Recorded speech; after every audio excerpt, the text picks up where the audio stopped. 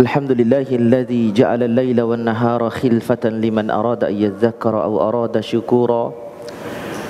Asyhadu an la ilaha illallah wahdahu la syarika lahu kana 'afuwan ghafura. Wa asyhadu anna Muhammadan 'abduhu wa rasuluhu arsalahu Allahu basyiran wa nadhira wa da'iyan ila Allah bi idznihi wa sirajan munira. Fa ya ibadallah usikum wa nafsi bi taqwallah. حيث قال الله جل وعلا في محكم كتابه بعد أعوذ بالله من الشيطان الرجيم يا أيها الذين آمنوا اتقوا الله حق تقاته ولا تموتن إلا وأنتم مسلمون وقال النبي صلى الله عليه وسلم فإن خير الكلام كلام الله وخير الهدي هدي محمد صلى الله عليه وآله وسلم وشر الأمور محدثاتها وكل محدثة بدعة wa kullu bid'atin dhalalah wa kullu dhalalatin finnar. Amma ba'd. Sidang jemaah rahimakumullah, alhamdulillah kita panjatkan puji dan syukur kehadirat Allah. Kita memuji kepada Allah, kita bersyukur kepada Allah, kita mengagungkan asma dan sifatnya yang mulia. Salawat dan salam semoga selalu terlimpah curah kepada teladan hidup kita Nabi Muhammad sallallahu alaihi wasallam. Kita berharap dapat syafaatnya nanti di hari kemudian. Sidang Jumat yang dimuliakan Allah Subhanahu wa taala, khatib berpesan kepada kita semuanya agar kita senantiasa meningkatkan iman kita, menambah wawasan keilmuan kita, memperbanyak amal soleh kita sebagai bekal kita menghadap Allah Subhanahu wa taala nanti di hari kemudian.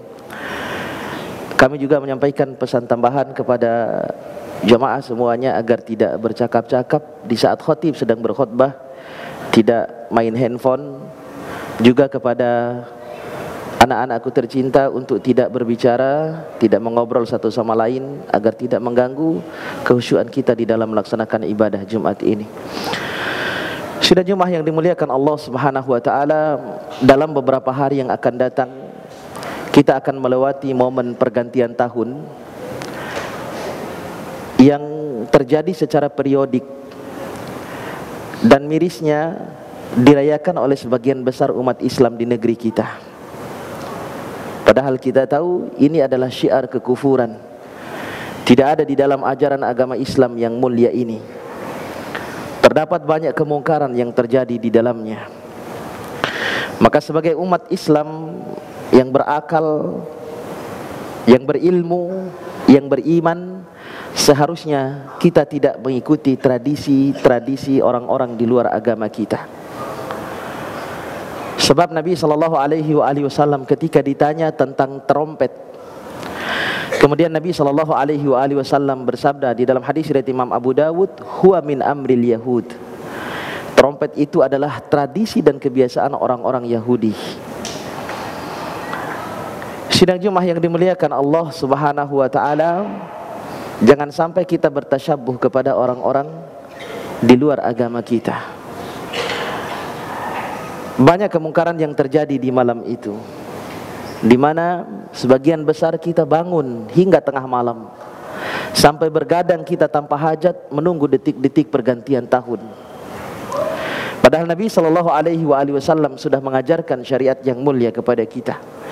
Sebagaimana dikisahkan oleh sahabat Abu Barzah Al-Aslami dalam hadis riwayat Imam Bukhari Muslim. Dalam sebuah hadis disebutkan, kana Nabi sallallahu alaihi wasallam yakrahu an-nauma qabla al-isya wal haditsa ba'daha. Nabi itu benci tidur sebelum isya. Antara maghrib dengan isya tidur hukumnya makruh karena Nabi membencinya. Khawatir kalau kita tidur selepas maghrib, isya'nya lewat, Pak. Wal haditsa ba'daha. Dan Nabi itu tidak suka mengobrol setelah isya, tidak suka bergadang setelah isya, kecuali jika aktivitas yang dikerjakan setelah isya itu adalah aktivitas yang mengandung maslahat. Belajar ilmu, mengaji, membaca kitab-kitab para ulama, bersilaturahim, bercengkrama dengan keluarga. Kalau tidak demikian, kalau hanya begadang untuk menunggu waktu pergantian tahun, maka itu adalah perkara yang sia-sia. Nabi membenci hal itu, ya. Sidang jemaah yang dimuliakan Allah Subhanahu wa taala, pada dasarnya setiap waktu yang berlalu dalam kehidupan kita, setiap hari berganti siang dan malam, setiap tahun berganti, itu menunjukkan dan mengajarkan kepada kita bahwa hakikatnya usia kita semakin berkurang. Apa yang perlu dirayakan, Mbak? Kita merayakan waktu kita yang berkurang. Kita merayakan usia kita yang berkurang. Kita merayakan dekatnya ajal kita. Apa yang dirayakan? Kemudian bangun, hitung mundur ketika sampai jam 12 malam. Hitung mundur. Kemudian buka Facebook, buka WhatsApp, bikin status, nulis, selamat tinggal tahun 2024, selamat datang tahun 2025. Mudah-mudahan tahun ini lebih baik daripada tahun sebelumnya. Harapannya demikian. Baru tanggal 1 Januari 2025 sudah tidak salat subuh, Pak. Inginnya lebih baik, tapi hari pertama di tahun baru tidak salat subuh. Kenapa? Dia begadang sampai tengah malam, sampai jam 2, sampai jam 3 baru kemudian bangun, tidur. Bangun jam 10 pagi, lewat subuhnya. Begadang tanpa hajat kita menunggu pergantian tahun. Kemudian juga mengganggu orang yang istirahat, Pak, dengan suara petasan, dengan suara trompet. Waktu malam itu adalah waktu terbaik. Setelah capek beraktivitas sepanjang hari, maka malam adalah waktu untuk beristirahat. Wa ja'alna al-laila libasa. Allah katakan dalam Al-Quran, Allah jadikan waktu malam itu adalah sebagai pakaian, waktu kita beristirahat. Lalu terganggu kita dengan suara petasan, terganggu kita dengan suara trompet. Sungguh kezaliman yang luar biasa. Akan dikisos nanti Anda di hari kiamat. Dengan suara trompet, Masya Allah. Jangankan dengan suara yang seperti itu, orang mengganggu orang yang sedang istirahat dengan bacaan Al-Qur'annya, maka bacaan Al-Qur'annya menjadi haram. Tidak boleh. Ada orang istirahat di sebelah kita lalu terganggu dengan ngaji kita, terganggu dengan suara kita yang tinggi. Enggak boleh. Apalagi dengan suara petasan yang haram. Ya. Maka kita hendaklah mengambil pelajaran. Seorang muslim yang cerdas adalah dia mampu menjadikan momen pergantian tahun sebagai siklus untuk melakukan perbaikan. Muhasabah dia, Pak, introspeksi. Kebaikan apa yang terlewatkan di tahun yang sebelumnya supaya bisa diganti di tahun yang akan datang, supaya bisa menjadi lebih baik. Introspeksi, Pak, muhasabah. Wal tanzur nafsu ma qaddamat ligat. Maka muslim yang cerdas itu, kata Nabi sallallahu alaihi wasallam, al-kayyisu man dana nafsahu wa amila lima ba'dal maut. Ada dua kriterianya dalam hadis riwayat Imam Tirmidzi. Seorang muslim yang cerdas, yang pertama dia selalu mengevaluasi dirinya. Karena dengan kita bermuhasabah akan menjadikan hidup kita lebih baik di masa yang akan datang. Kemudian kriteria muslim cerdas yang kedua, kata Nabi sallallahu alaihi wasallam, wa amila lima ba'dal maut. Dia beramal untuk kehidupan setelah kematian. Karena dia tahu hidup tidak selamanya. Karena dia tahu ajal pasti akan datang menghampirinya. Jangankan orang yang beriman, jangankan orang yang berakal, orang yang tidak percaya Tuhan, dia yakin dia pasti akan mati, Pak. Maka kita yang beriman, kita yang berakal, mestinya kita harus lebih yakin bahwa kita akan mati, sehingga dengan demikian akan menjadikan kita melakukan muhasabah, mempersiapkan diri dengan baik untuk menghadapi kehidupan setelah kematian. Betapa banyak orang yang menyesal nanti di hari kemudian lantaran tidak memanfaatkan waktu hidupnya dengan baik untuk mendekatkan diri kepada Allah. Allah ceritakan dalam banyak ayat, dalam Al-Mu'minun ayat 99, ayat 100 Allah ceritakan. Dalam surat As-Sajdah ayat 12 Allah ceritakan. Dalam surat Fatir ayat 37 Allah ceritakan bagaimana mereka menyesal meminta dihidupkan kembali ke dunia. Dan penyesalan memang selalu datang di akhir. Kalla, Allah mengatakan tidak mungkin manusia dihidupkan kembali ke dunia. Menyesal lantaran waktunya dihabiskan untuk perkara-perkara yang tidak berguna dalam kehidupannya. Maka perlu kita mempersiapkan diri kita untuk menghadapi kehidupan setelah kematian. Dalam kesempatan yang lain, Nabi sallallahu alaihi wasallam ditanya oleh para sahabat, siapa manusia yang paling cerdas? Nabi SAW mengatakan yang pertama, aktsaruhum lil mauti dzikra, yang paling banyak mengingat kematian. Kenapa? Karena dia yakin pasti akan mati. Maka orang cerdas itu ketika dia yakin dia akan mati, maka dia akan mempersiapkan diri menghadapi kematiannya. Maka sungguh mengherankan betapa banyak orang yang yakin dan tahu bahwa dia pasti akan mati, namun kehidupannya tidak menunjukkan dia seperti orang yang akan mati. Justru dia menunjukkan seolah-olah dia akan hidup selamanya. Tidak mempersiapkan diri dengan baik untuk menghadapi negeri akhiratnya. Maka ingatlah mati. Orang yang ingat mati dia akan baik hidupnya.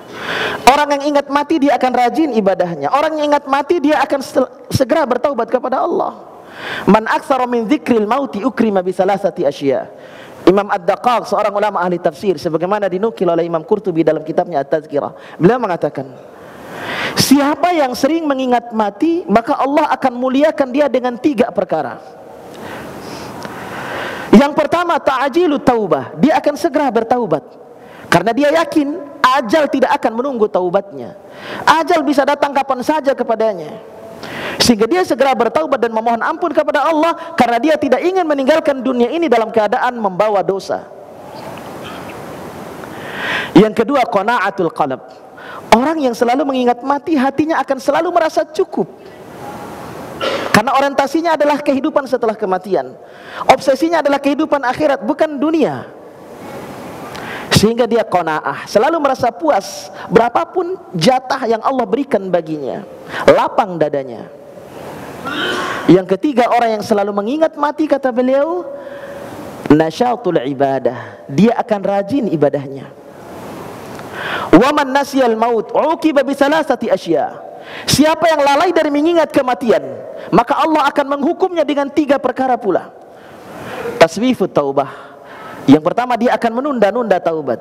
Kenapa? Karena dia merasa ajalnya masih lama, karena dia merasa usianya masih muda. Yang kedua, adamur ridha bil kafaf. Orang yang lalai dari mengingat kematian, dia tidak pernah ridha dengan apa yang diberikan oleh Allah Subhanahu wa taala kepadanya. Tidak lapang hatinya terhadap apa yang diberikan oleh Allah Subhanahu wa taala kepadanya. Dia selalu merasa kurang, hilang qanaah dari dalam hatinya. Yang ketiga, orang yang lalai dari mengingat kematian, kata beliau, at-takasul fil ibadah, dia bermalas-malasan di dalam beribadah kepada Allah Subhanahu wa taala. Maka seorang muslim yang cerdas, dia selalu mengingat kematian. Yang kedua, kata Nabi sallallahu alaihi wasallam, seorang muslim yang cerdas itu wa ahsanuhum lima ba'dahu isti'dada, dia yang paling baik persiapannya untuk kehidupan setelah kematiannya. Ulaikal aqyas, mereka itulah orang-orang yang cerdas. Maka jangan sampai waktu kehidupan yang Allah Subhanahu wa taala berikan kepada kita dilewatkan dengan perkara yang sia-sia. Umur kita akan dimintai pertanggungjawaban oleh Allah Subhanahu wa taala. Waktu kita akan dimintai pertanggungjawaban oleh Allah Subhanahu wa taala. Sebagaimana dalam hadis populer yang sudah kita hafal, dalam hadis riwayat Imam Abu Dawud, la tazulu qadama 'abdin yaumal qiyamah hatta yus'ala an arba'. Tidak akan bergeser kaki manusia pada hari kiamat sampai dia dimintai pertanggungjawaban terhadap 4 perkara.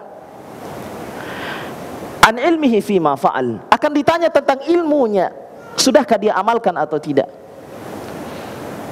Wa an malihi min aina iktasabahu wa fima anfaqah, ditanya tentang hartanya, bagaimana cara dia memperolehnya dan kemana dia belanjakan hartanya.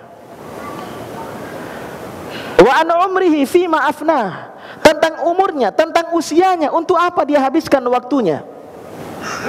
Beruntung jika jawaban kita habiskan waktu kita untuk beribadah kepada Allah, untuk salat, untuk puasa, untuk bersedekah, untuk silaturahim, untuk hal-hal yang bermanfaat dan berguna bagi kehidupan kita. Tapi celaka jika jawabannya sebaliknya. Waktu kita habis untuk perkara-perkara yang sia-sia. Waktu kita habis untuk mengobrol, waktu kita habis untuk jalan-jalan, waktu kita habis untuk main game dan seterusnya. Ditanya tentang waktu kehidupan kita. Yang keempat, wa an jismihi fima ablah, akan ditanya tentang anggota badan kita, untuk apa kita manfaatkan. Maka kita berharap waktu-waktu yang Allah Subhanahu wa taala berikan bagi kehidupan kita, Mudah-mudahan dapat kita manfaatkan, dapat kita isi dengan perkara-perkara yang bermanfaat untuk kehidupan dunia dan akhirat kita, agar kita tidak menyesal nanti di hadapan Allah Subhanahu wa taala. Khutbah ini saya tutup dengan sebuah ungkapan yang disampaikan oleh salah seorang ulama, yang seringkali ungkapan ini dianggap sebagai hadis yang bersumber dari Nabi sallallahu alaihi wasallam, padahal ini bukan hadis.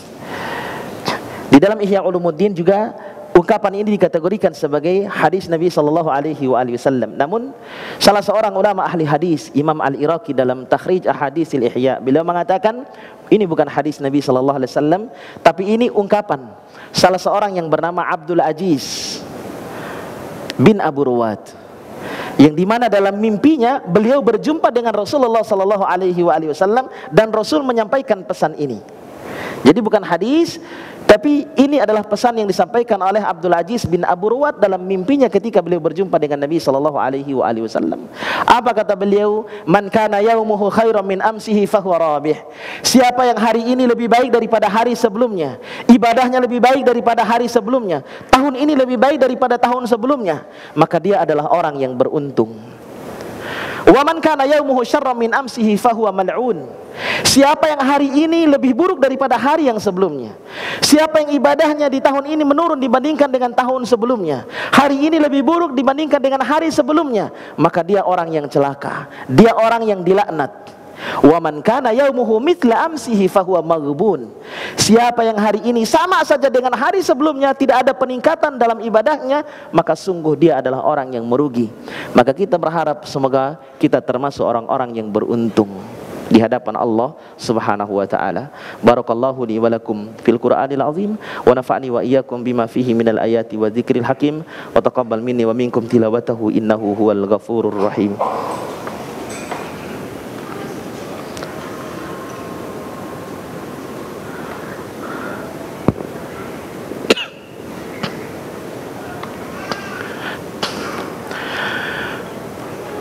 Alhamdulillahi ala ihsanih wa syukru lahu ala taufiqihi wa amtinanih, wa asyhadu an la ilaha illallah wahdahu la syarika lahu ta'ziman li sya'nih, wa asyhadu anna Muhammadan abduhu wa rasuluhu ad-da'i ila ridwanih sallallahu alaihi wa ala alihi wa ashabihi wa ikhwanih.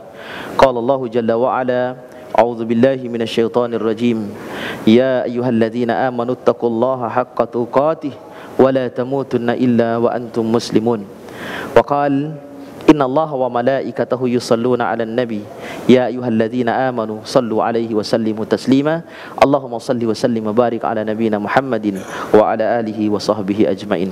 Allahumma ighfir lil muslimina wal muslimat wal mu'minina wal mu'minat al ahya'i minhum wal amwat innaka sami'un qaribun mujibud da'wat wa ya qadiyal hajat. Rabbana taqabbal minna innaka antas sami'ul alim wa tub alaina innaka antat tawwabur rahim. Allahumma inna nas'aluka ridhaka wal jannah wa na'udzubika min sakhatika wan nar. Allahumma inna nas'aluka ilman nafi'ah wa rizqan thayyiban wa amalan mutaqabbala. Allahumma a'izzal islam wal muslimin wa adhilla syirka wal musyrikin wa dammir a'da'aka a'da'ad din. Allahumma ansur ikhwanana al muslimina fi Palestin. Allahumma ansurhum ala aduwika wa aduwihim. Allahumma ansurhum nasran aziza. Allahumma alayka bil yahudil zalimin. Allahumma alayka bil yahudil ghasibin. Allahumma alayka bil yahudil mu'tadin. Allahumma al'anhum la'nan kabira. Rabbana zalamna anfusana wa illam taghfir lana wa tarhamna lanakunanna minal khasirin. Rabbana ighfir lana wa li ikhwanina alladhina sabaquna bil iman wa la taj'al fi qulubina ghillan lil ladzina amanu rabbana innaka ra'ufur rahim. Rabbana hab lana min azwajina wa dhurriyyatina qurrata a'yun waj'alna lil muttaqina imama. Rabbana atina fid dunya hasanah wa fil akhirati hasanatan wa qina adzaban nar. Wa sallallahu ala nabiyyina Muhammadin wa ala alihi wa sahbihi wa sallama tasliman katsira. Subhana rabbika rabbil izzati amma yasifun wa salamun alal mursalin walhamdulillahi rabbil alamin. Aqimus shalah.